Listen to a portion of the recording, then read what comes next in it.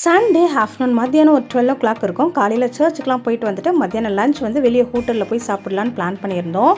வீட்டிலேருந்தே நான், ஹஸ்பண்ட், பிள்ளைங்க எல்லாருமே ஒரே ஆட்டோ பிடிச்சி ஸ்ட்ரெயிட்டாக ஆவடிக்கு போயிட்டோம். அன்றைக்கி வந்து என்னோட பெரிய பொண்ணுக்கு வந்து பர்த்டே. அன்றைக்கி ஆவடியில் இருக்க கிரெசன்ட் ரெஸ்டாரண்ட்டுக்கு தான் ஹஸ்பண்ட் கூட்டிகிட்டு போயிருந்தாங்க. ஆல்ரெடி ஹஸ்பண்ட் வந்து அவங்க ஆஃபீஸ் ஸ்டாஃபோடு போயிருக்காங்க. சாப்பாடு வந்து ரொம்ப நல்லாயிருக்கு, ப்ரைஸும் ரொம்ப ரீசனபுளாக இருக்குது அப்படின்னு சொல்லிட்டு நாங்கள் வந்து ஃபர்ஸ்ட் டைம் இன்றைக்கி தான் போகிறோம். 12:30க்கு நாங்கள் அங்கே போயிட்டோம். ஆனால் எல்லா டேபிளுமே ஃபுல்லாக இருந்துச்சு. சண்டே அப்படின்றதுனால ஒரு 5 மினிட்ஸ் மட்டும் வெயிட் பண்ணுங்கள் சார், அதுக்குள்ளே டேபிள்லாம் வந்து காலியாகிடும் அப்படின்னு சொல்லியிருந்தாங்க. 4 பேரும் ஒரே இடத்துல உட்காரத்துக்கு இடம் இல்லை அப்படின்னு சொல்லிட்டு என்னோட ஹஸ்பண்டும் பெரிய பொண்ணும் ஒரு இடத்துல, நானும் என்னோட சின்ன பொண்ணும் ஒரு இடத்துல உட்காந்துருந்தோம். மாற்றி இங்கேருந்து அங்கேருந்து ஃபோட்டோ வீடியோ எடுத்து ஒரு ஃபோனுக்கும் மாற்றி அமுச்சிட்டு விளையாடிட்டு இருந்தோம். 5 மினிட்ஸ் கூட வெயிட் பண்ணியிருக்க மாட்டோம். அதுக்குள்ளே டேபிள் காலி ஆயிடுச்சுன்னு சொல்லிட்டு கூப்பிட்டுருந்தாங்க. போன உடனே ஃபஸ்ட்டு ஹாட் வாட்டர் கொடுக்குறாங்க. கேரளாலெலாம் கொடுப்பாங்களே பதிமுகம் பட்டை போட்டு அந்த வாட்டர் தான். அதுக்கப்புறம் நார்மல் வாட்டரும் கொடுக்குறாங்க.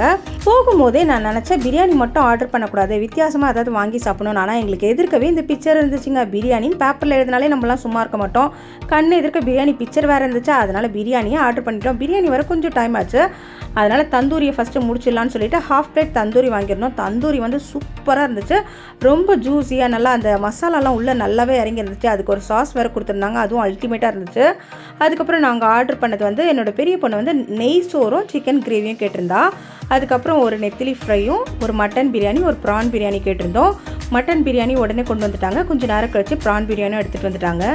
ஒன்றுத்துக்கு ஒன்று சளைச்சது இல்லை அப்படின்ற மாதிரி தான் எல்லா சாப்பாடுமே இருந்துச்சு. Ghee rice chicken gravy first try பண்ணியிருந்தோம், நல்லாவே இருந்துச்சு. சீரக சம்பா ரைஸில் செஞ்சுருந்தாங்க. அது முடிச்சதுக்கப்புறம் மட்டன் பிரியாணி சாப்பிட்டோம். ரொம்ப வித்தியாசமான டேஸ்ட்டில் மட்டன்லாம் நல்லா சாஃப்டாக குக்காக இருந்துச்சு. அது முடிச்சதுக்கப்புறம் ப்ரான் பிரியாணி சாப்பிட்ருந்தோம்.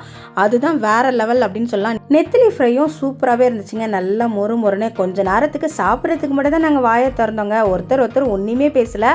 எல்லாத்தையும் கம்ப்ளீட்டாக சாப்பிட்டு முடிச்சாச்சு. சாப்பிட்டு முடிச்சதுக்கப்புறம் எப்போவுமே ஐஸ்கிரீம், ஃபலூடா அந்த மாதிரி தானே வாங்குவோம். அன்றைக்கி என்னோட பெரிய பொண்ணுக்கு ரொம்ப கோல்டு, இரும்பிட்டே இருந்தா. சர்ச்லேயே சாயந்தரம் கேக்கே எப்படி சாப்பிட போகிறேன்னு தெரியல அப்படின்னு சொல்லிட்டு இருந்தா.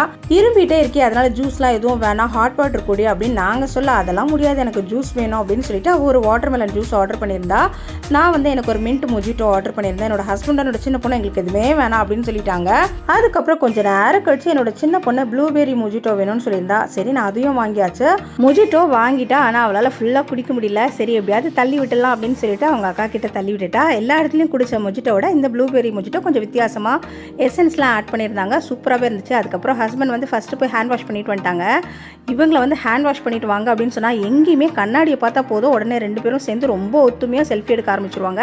அவ்வளோதாங்க, நல்லா சாப்பிட்டாச்சு, வீட்டில் போய் ரெஸ்ட் எடுப்போம் அப்படின்னு சொல்லிட்டு அங்கேருந்து கிளம்பிட்டோம். ஹஸ்பண்ட் வந்து ஆட்டோ பிடிக்கிறதுக்காக வெளியே போயிட்டாங்க. இந்த வீடியோ உங்களுக்கு பிடிச்சிருந்தா லைக் பண்ணிக்கோங்க. தேங்க்ஸ் ஃபார் வாட்சிங். பாய்.